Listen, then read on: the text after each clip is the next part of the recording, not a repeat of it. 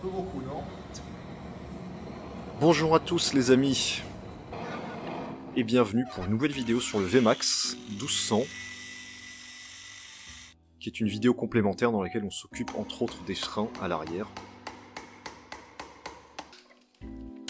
C'est une vidéo qui n'était pas prévue à l'origine, mais en fait, après réflexion, on s'est dit qu'il fallait quand même faire les freins à l'arrière si on les a fait à l'avant, car ils frottaient un peu.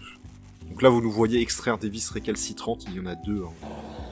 On a dû chauffer et couper comme ça, en utilisant un tournevis à frapper. Et ça finit par venir.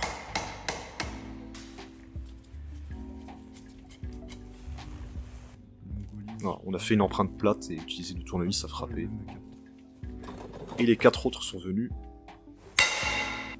avec un peu de persuasion. Et évidemment, les vis HS seront remplacées, d'ailleurs toutes les vis seront remplacées par des vis inox.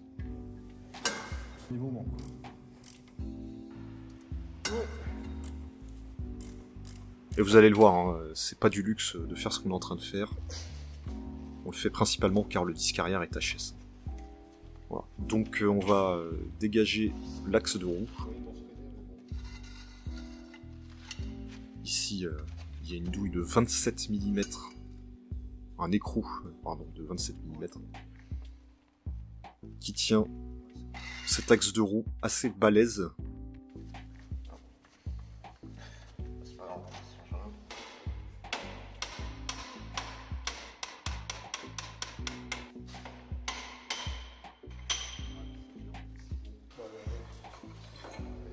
Voilà, c'est balèze, mais bon, vu le poids de la machine, c'est normal. On finit de déposer toutes les vis et on va pouvoir faire glisser le disque. Sans avoir à retirer la roue, hein, justement. Comme ceci. Et vous allez comprendre pourquoi on le remplace. Alors visuellement ça se voit pas, mais déjà il est voilé à mort. Et en plus de ça, il est en dessous de l'épaisseur limite, qui est de 7 mm, et on n'a pas deux endroits avec la même mesure, ce qui montre qu'il est voilé, hein, justement. Donc poubelle, de toute façon c'est le disque d'origine, il a 70 000 bornes, il a fait son temps. Ici on va nettoyer les résidus de frein filet, hein, qu'il y a dans les filets justement, en passant une vis, puis en la dévissant, après avoir aspergé de nettoyant frein. Et on fait ça pour toutes les vis. Le disque neuf, magnifique, qui est d'une conception un peu différente, et les vis neuves en inox. Il suffit de le glisser, hein, et de le mettre en face des trous. Pas besoin de déposer la roue, c'est pratique. Et une goutte de frein filet, une goutte, hein, pas un. Une goutte sur chaque vis. Ce n'est pas ça, hein, qui fait que ça tient, c'est juste une sécurité en plus pour les vis en mouvement.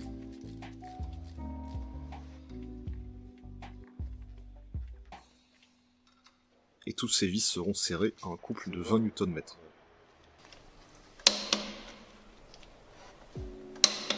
Et ici, j'avais plus de batterie.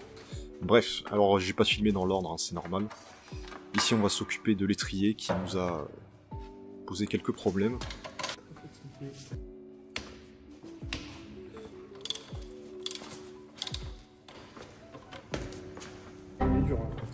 Et là, on a rencontré de la résistance qui était anormale.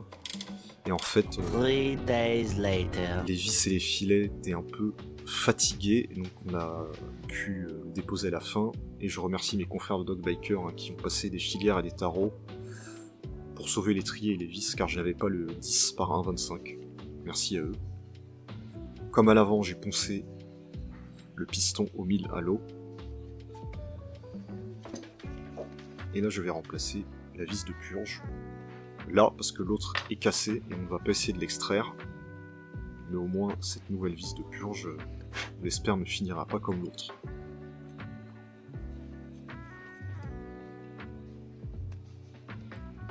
J'en profite pour déposer les joints. Ici, le cache-poussière, qui ne cache pas grand-chose. Encore une fois, cette conception n'est pas terrible, car elle laisse des dépôts s'installer sur le piston. Et on voit du liquide de frein cristallisé. sur ce cache-poussière, et de la même façon sur le joint d'étanchéité, hein, donc c'est lui qui est important pour le coup. Et ces dépôts peuvent soit causer des fuites, soit créer une surpression autour du piston. Même chose dans la gorge. Et donc l'empêcher de bouger librement, c'était un peu le cas ici. Et donc il ne va pas revenir et rester en contact permanent ou il ne va juste pas très bien bouger, on va perdre de la force de freinage. On va installer les joints neufs. Il n'y avait pas de graisse fournie avec ce kit.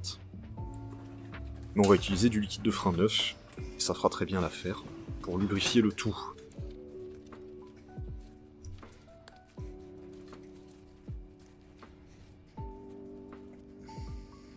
Il n'est pas vrillé, tout va bien, et on fait la même chose pour le cache-poussière. Il faut vérifier que les lèvres se mettent bien en place, hein, sans vriller. C'est le cas ici. Et enfin, on peut reposer le piston.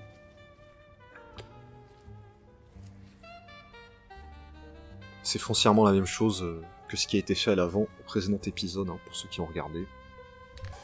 C'est volatile. Donc pour extraire l'autre côté, on va pomper avec la pédale. Et on installe donc le banjo avec 2 joints neufs, et on va le serrer au couple, dès maintenant. On a mis 23, le manuel d'atelier prévoit 25, mais bon, ça revient au même. Donc on met un obstacle et on pompe, et là je tiens à la pince le piston qu'on ne veut pas extraire, et ça vient sans problème. On voit encore une fois que le cache-poussière ne cache rien du tout. Même chose, je passe très rapidement là-dessus, c'est exactement la même chose que l'autre côté. Je vous montre juste le avant-après. Voilà, ici les gorges nettoyées. Les joints reposés. Et l'installation du piston.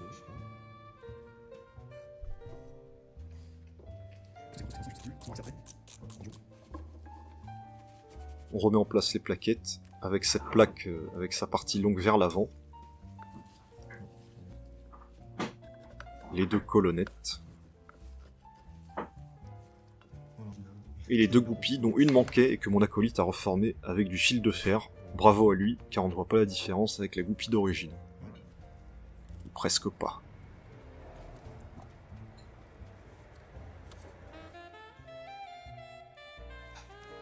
De toute façon, ça va pas changer grand chose, je pense.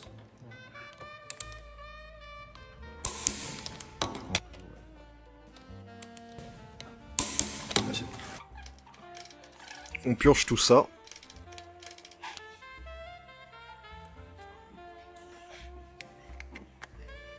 Et elle est prête à partir. Emballer, peser.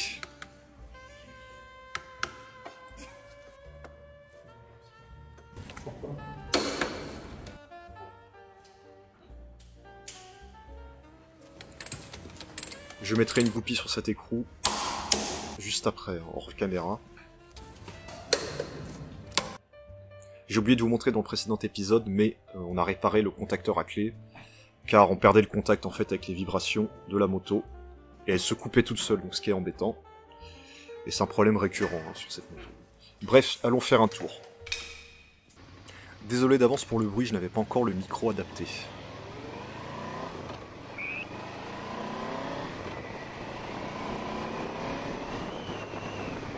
Mais je voulais quand même vous montrer à quoi ça ressemble, et vous montrer que tout fonctionne bien après les travaux qu'on a effectués dessus. En tout cas niveau moteur, tout roule, comme vous pouvez le voir.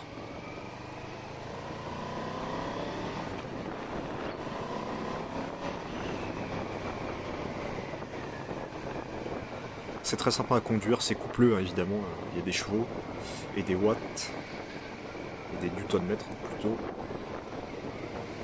Et il y a en même temps de la souplesse vu qu'on a 4 cylindres, donc c'est vraiment cool. Après le gabarit, voilà,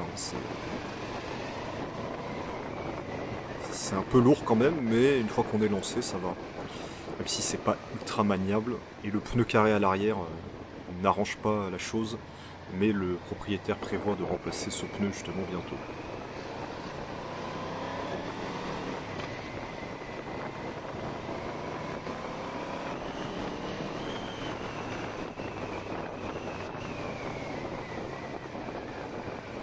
Le feeling du freinage est beaucoup mieux qu'avant.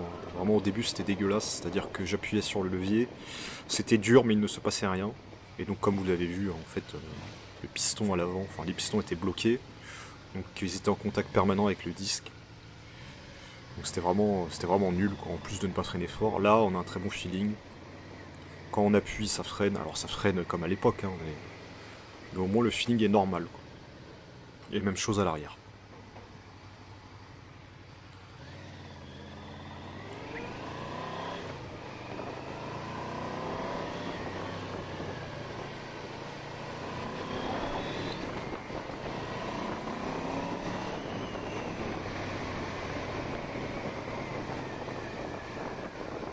Désolé pour le vent encore une fois, évidemment, il fallait que je passe par des ponts un jour où il y a beaucoup de vent, sinon c'est pas drôle. Mais je prévois, j'espère en tout cas, refaire un vlog sur cette moto, mais avec mon bon micro, en direct, comme ça, on pourra discuter normalement.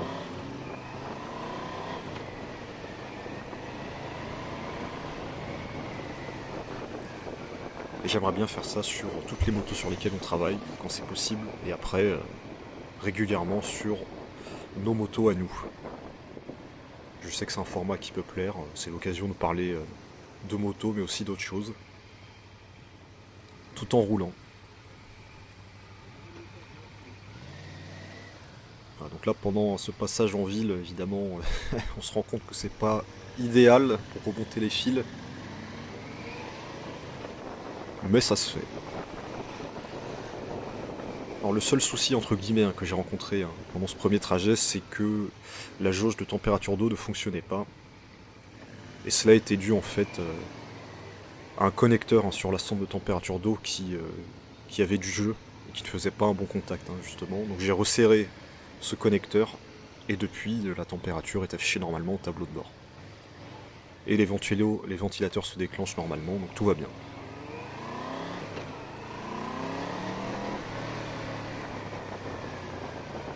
On voit le coffre quand même, ça marche bien. Pour une moto de l'époque, c'est respect. En plus, elle est bridée, donc en full, ça doit être autre chose encore.